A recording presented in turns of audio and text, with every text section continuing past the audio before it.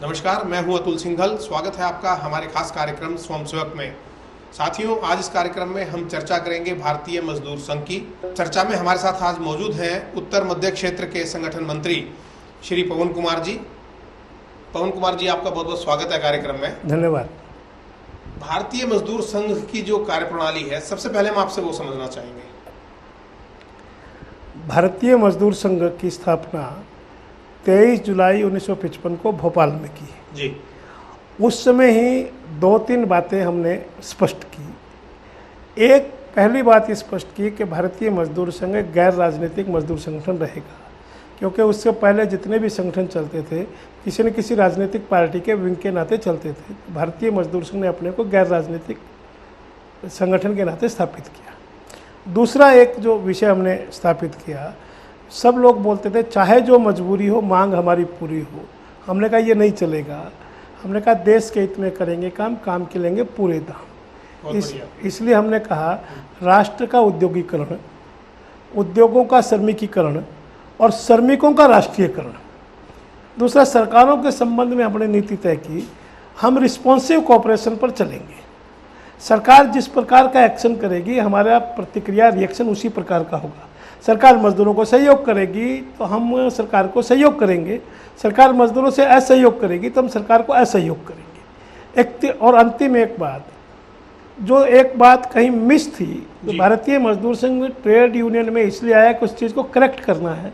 और वो गड़बड़ क्या थी, मालिक और मजदूर के दोनों के बीच में एक तीसरी बड़ी महत्वपूर्ण बात इग्नोर हो गई समाज में, वो है कस्टमर, ग्राहक।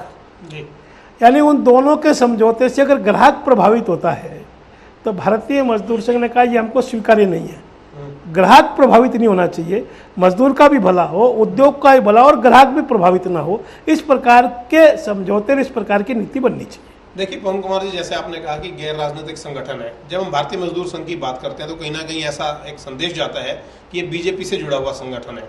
दूसरा, अभी जैसे आपने देखा कोरोना महामारी के अंदर बहुत सारे मजदूरों का पलायन हुआ और लगातार जो चर्चाएं चल रही हैं और टीवी पर बहुत सारी चीज़ें हमने देखी, उसको लेकर भारतीय मजदूर संघ का क्या रुख रहा? और आपने कहा कि सरकार की आप आलोचना करने से भी नहीं घबराते हैं, तो क्या किस तरीके से आपने उन समस्याओं को हल करने में भूमिका निभाई? आपने जो पहला प्रश्न किया, मैं एक वाक्य में उसका उत्तर देता हूँ। हम भाजपा से हमको जोड़ा जाता है जी।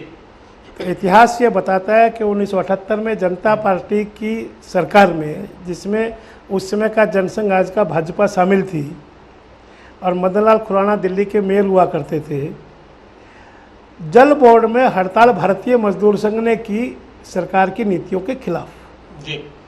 2001 में वाजपेयी जी की सरकार में यशवंत सिन्हा ने जब गड़बड़ियाँ की तो भारतीय मजदूर संघ ने उसको सार्वजनिक मंच पर खड़े होकर रामलीला मैदान में अनर्थ मंत्री कहा और ये क्रिमिनल आदमी है, इस प्रकार के गंभीर आरोप लगाए। और वो क्रिमिनल है, जब इसके एविडेंस देने की बात आई तो भारतीय मजदूर संघ ने इसको प्रमाण सहित प्रमाणित किया। अभी भी सरकार ने पैकेज की घोषणा की जी। जो जो पैकेज देश के लिए आए, मजदूरों के हित में आए, हमने उसका समर्थन किया खुल करके। जैसे सरकार ने जो पब्लिक सेक्टर को बेचने की बात की, स्पेस टेक्नोलॉजी को बेचने की बात की, बाकी चीज़ों को बेचने, हमने भारतीय मजदूर संघ ने विरोध किया। ये अभी अभी ध्यान में आया। और एक बड़ा मुद्दा अभी ध्यान में आया, कुछ राज्य सरकारों ने, खासकर भाजपा शासित राज्य सरकारों ने सबसे पहले जी। जिसमें उत्तर प्रदेश, मध्य प्रदेश, गुजरात, इन तीन सरकारों ने जब श्रम कानूनों को समाप्त करने की बात की, 3 साल के लिए, 4 साल के लिए सस्पेंड करने की बात की, तो इस कोरोना महामारी के बीच में भी 20 मई को भारतीय मजदूर संघ ने सारे देश में इन सरकारों के खिलाफ प्रदर्शन करके सरकारों को बाध्य किया कि वो रोल बैक करें। तो रोल बैक कर लिया। उत्तर प्रदेश सरकार ने आंशिक किया है, बाकी मामला राष्ट्रपति के पास आया, हमने राष्ट्रपति से अपील की है जी। और उसी का परिणाम था 3 दिन पहले केंद्र के श्रम मंत्री ने कहा कि भारत सरकार इसकी अनुमति नहीं देगी। यानी अच्छा, बड़ी मतलब ये एक बड़ी उपलब्धि है, मजदूरों के लिए भी राहत की बात है कि हमारे दबाव में सरकारों को झुकना पड़ा। एक दूसरा पक्ष भारतीय मजदूर संघ के नाते 25 तारीख को लॉकडाउन शुरू हुआ और 27 तारीख को ही भारतीय मजदूर संघ के कार्यकर्ता अपने सामर्थ्य अनुसार बिहार से लेकर दिल्ली से लेकर कश्मीर से लेकर कन्याकुमारी तक देश के 4 दिशा में सेवा के क्षेत्र में खड़े हो गए आकर के। जो सामर्थ्य था, किसी को पक्का राशन देना, पक्का खाना देना तो पक्का खाना दिया, कच्चा खाना देना तो कच्चा खाना दिया, भोजन की किट दी। मैं आपको रोकूंगा पवन जी, केवल भोजन से या कच्चे पक्के खाने से समस्या का हल नहीं हुआ। जिस तरीके से दृश्य हमने मीडिया में देखे, अभी तक मजदूर हजारों किलोमीटर, सैकड़ों किलोमीटर की यात्राएं कर रही हैं। जी देखिए, जब एकदम लॉकडाउन हुआ था, एकदम उद्योग बंद हुए थे, मजदूरों के सामने जब संकट आया था, और आपने देखा होगा 27 मार्च को बड़ी संख्या में आनंद विहार में मजदूर जुटा, तो उन सब के लिए पहली आवश्यकता क्या थी? तो पहली आवश्यकता थी उनको भोजन मिलना चाहिए, उनको पानी मिलना चाहिए, बच्चों को दूध मिलना चाहिए, बीमार को मेडिसिन मिलनी चाहिए। पहली आवश्यकता वो थी। उस मोर्चे पर भारतीय मजदूर संघ आकर खड़ा हुआ। हमने कहा नहीं, मजदूरों के साथ खड़े, इस मोर्चे पर भी मजदूरों की सेवा करेंगे। जैसे ही थोड़ा मामला आगे बढ़ा तो हमने सरकारों पर दबाव बनाया कि भाई मजदूर घर जाना चाहता है, घर जाएगा तो आप बसों से गुजारा नहीं होगा, आप ट्रेन चलाइए। सरकारों पर दबाव बनाकर ट्रेनें चलवाई, सरकार ने ट्रेन चलाई। हालांकि कुछ राज्य सरकारों ने उसमें राजनीति भी की, वो एक अलग चैप्टर है। तो मतलब ये माना जाए कि ये उपलब्धि भारतीय मजदूर संघ की भारतीय है। मजदूर, अगर आप देखेंगे, सबसे पहले रेल चलाओ ये मुद्दा भारतीय मजदूर संघ ने ही उठाया। उसके बाद फिर अलग अलग राजनीतिक मुद्दे उठते गए, हमारी बात को लोगों ने पकड़ लिया। वो सबसे पहले मुद्दा हम ही ने उठाया, रेल चली। उसके बाद हमने कहा कि भाई ये जो रेल जा रही है, श्रमिक स्पेशल विशेष करके, ये खाली आती है। हमने रेल मंत्री से वार्ता की, देश के गृह मंत्री ने हमको वार्ता के लिए बुलाया, हमने उनसे वार्ता की। उनके सामने हमने एक पक्ष रखा कि जो रेल जा रही है वो खाली क्यों आती है? जो कर्मचारी आना चाहता है उसको आने दो, उसको लेकर आओ। तो उसका परिणाम निकला कि उन्होंने उसको लाना प्रारंभ किया। उसके कारण से मई में जैसे ही आर्थिक गतिविधियों का मामला बना, तो अभी तक कांग्रेस की रिपोर्ट के मुताबिक 2 करोड़ से अधिक लोग वापस उद्योगों में ज्वाइन कर चुके। हमारा मानना है कि आंकड़ा ज़्यादा होगा, किंतु कांग्रेस ने स्वीकार किया है कि 2 करोड़ लोग उद्योगों में ज्वाइन कर चुके, दोबारा से आकर के काम धंधे में लग गए, जिसके कारण से देश का आर्थिक पहिया चलना प्रारंभ हुआ। पटरी पे आ सकता है। ये हर मोर्चे पर भारतीय मजदूर संघ का कार्यकर्ता, भोजन देना है तो भोजन दिया, दवा देनी है तो दवा दी, रहने की व्यवस्था करनी तो उस मोर्चे पर, उसको रोजगार चाहिए तो उस मोर्चे पर। एक और बड़ी बात बताता हूँ, हमने 27 मार्च को सबसे पहले देश के प्रधानमंत्री को, देश के वित्त मंत्री को और देश के श्रम मंत्री को पत्र लिखा, असंगठित क्षेत्र के मजदूरों के लिए कुछ करिए। जी आपने देखा होगा उसके 3-4 दिन के अंदर ही, आपको एक बड़ी अंदर की बात बताता हूँ, इसकी कोई चर्चा पता नहीं करेगा कि नहीं करेगा, मुझे नहीं पता। वित्त मंत्री ने कहा कि हम 30,000 करोड़ का पैकेज दे सकते हैं। हमारे पास ये, हमारे सूत्रों से जानकारी आई कि 30,000 करोड़ के पैकेज की बात हो रही है। ग्रुप ऑफ मिनिस्टर जो बना हुआ है मजदूर क्षेत्र के लिए, उसके प्रमुख है देश के माननीय गृह मंत्री अमित भाई शाह। हमने तुरंत अमित भाई शाह से वार्ता की कि भाई 30,000 करोड़ में कुछ नहीं होगा देश का, जितनी बड़ी संख्या मजदूर निकला है। अमित भाई ने प्रधानमंत्री से वार्ता की, प्रधानमंत्री ने कहा कि आप फाइनल करो, जो आप कहोगे, आपका मिनिस्ट्री कहेगी वो हम देंगे, जो ग्रुप कहेगा। उन्होंने 1,70,000 करोड़ का पैकेज असंगठित क्षेत्र के मजदूरों के लिए घोषित किया। अगर समय रहते हम हस्तक्षेप नहीं करते तो शायद ये पैकेज 30,000 करोड़ का ही आता, ज़्यादा आता नहीं। मतलब 1,40,000 करोड़ का इजाफा इसमें हो गया। इजाफा हुआ भारतीय मजदूर संघ के हस्तक्षेप के कारण से। आपको लगता है कि ये जो असंगठित क्षेत्र के मजदूर हैं उन तक पूरा लाभ इसका पहुंचेगा या पहुंच रहा है? निश्चित पहुंचा है। ये जो डायरेक्ट बेनिफिट दिया है, जो आज किसी को समझ में आ रहा होगा, पहले नहीं आया होगा, ये जो जनधन खाते खुलवाए गए मजदूरों के, ये जो पेंशन अकाउंट खुलवाए गए लोगों के, जो ये वेतन अकाउंट खुलवाए गए लोगों के, उसमें शायद उतनी आवश्यकता महसूस नहीं हुई।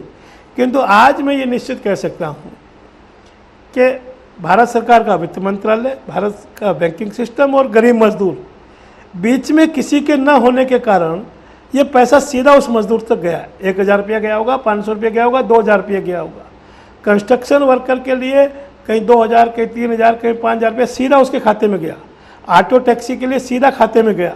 यानी बड़े प्रमाण में मजदूर को इसका वास्तव में लाभ हुआ।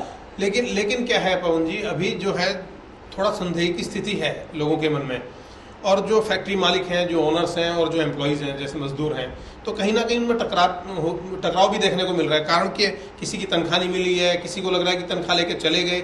इसका क्या सॉल्यूशन आप देखते हैं कि जो एक बीच में तालमेल से काम हो सके? वास्तव में एक कुछ शक्तियाँ इस प्रकार की देश में काम करती है जो नहीं चाहती कि देश में शांति का माहौल बने, देश में एक अच्छा माहौल बने, एम्प्लॉयर एम्प्लॉय के बीच में एक अच्छा रिश्ता, एक मधुर संबंध बने, एक अच्छा रिश्ता बने।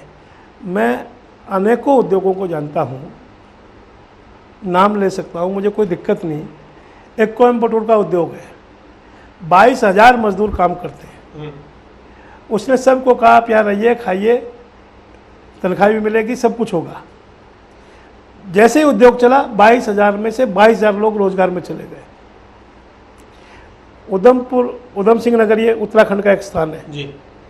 नेस्ले की फैक्ट्री है, आवश्यक सेवाओं में आती है। उद्योगपति ने कहा जो मजदूर आएगा उसको वेतन के अतिरिक्त 500 रुपया इंसेंटिव देंगे। बहुत बढ़िया।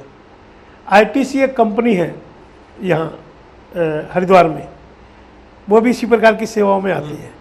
उसने पहले कहा 250 रुपये देंगे, बाद में कहा इतनी हाजिरी करेगा तो 400 रुपये देंगे, इतनी हाजिरी कर लेगा तो 350 रुपये देंगे, इतनी हाजिरी करेगा 300 देंगे, इतनी हाजिरी करके 250 रुपये देंगे। यानी मजदूर को प्रमोट किया उद्योग में आकर काम करने, प्रेरणा लें और प्रेरित होकर आए, काम करें। माने उस प्रकार के उदाहरण भी हैं, उस प्रकार के उदाहरण है। हाँ। जब मजदूर को तनख्वाह नहीं मिली या मजदूर ने बेईमानी की, वो भी उदाहरण है। किंतु इस प्रकार के भी उदाहरण हमारे सामने खड़े हुए। अभी भारतीय मजदूर संघ ने एक निर्णय किया, आपको शायद ये निर्णय कोई बताएगा भी नहीं और आपको जानकारी भी नहीं मिलेगी। हमने सोचा है कि अच्छे उद्योगपतियों का सार्वजनिक अभिनंदन करेंगे भारतीय मजदूर संघ के मंच पर। अद्भुत। अभी तक कोई सोचता नहीं। जिस किसी ने अच्छा काम किया, डॉक्टर ने अच्छा काम किया, पुलिस ने अच्छा काम किया, हमने 22 अप्रैल को इनका अभिनंदन किया। अगर उद्योगपति अच्छा काम करे तो उसको अच्छा क्यों नहीं कहना? उसको हर समय उंगली दिखाना है क्या? हर समय उसको गाली देना है क्या? हर समय उसको बुराई बताना है? आप उद्योगपतियों से, माने मजदूरों से और सरकार से क्या आश्वासन देना चाहेंगे, क्या अपील करना चाहेंगे, हम क्या कहना चाहेंगे? इस बदले हुए सारे परिदृश्य में एक बात निश्चित हो गई है, अब उद्योगपतियों को वहाँ जाना पड़ेगा जहाँ मजदूर मिलता है, वहाँ जाना पड़ेगा। और अब मजदूरों से भी कहेंगे, सरकार ने भी कहा है कि जो पिछड़ा क्षेत्र है उसका विकास करेंगे, यानी सरकार भी पुरानी औद्योगिक नीति पर लौटेगी। अगर पिछड़े क्षेत्र का विकास होगा, मजदूर को मिलेगा जी। एक दूसरी बात हम मजदूरों से भी कहना चाहेंगे, सरकार से भी कहना चाहेंगे, बहुत सारा रॉ मटेरियल अलग अलग क्षेत्र में पड़ा है, उसकी वैल्यू एडिशन कराइए, छोटे छोटे उद्योग लगाइए स्मॉल स्केल के। मैं 2-3 उदाहरण बताकर अपनी बात पूरी करता हूँ। हमने पंचकुला जिले के मोरनी में अदरक से सौंठ बनाने का उद्योग लगाया। 20 लोग लगते हैं, 5-7 हज़ार रुपये में काम शुरू हो जाता है। मजदूरों ने ही 100 रुपया इकट्ठा करके 200 रुपया इकट्ठा करके अपना मामला चालू कर लिया। हमने आजमगढ़ में फूलपुर एक जगह है, वहाँ लाल मिर्ची बहुत होती है, मोटी अचार वाली।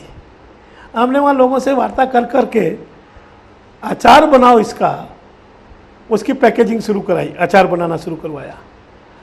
हमने नवगछिया के पास, भागलपुर के पास मखाना बहुत होता है, मखाने की पैकेजिंग शुरू कराई। अभी नवगछिया में केला बहुत होता है, केला की चिप्स कैसे बन सकते हैं इसकी ट्रेनिंग की बात आई है।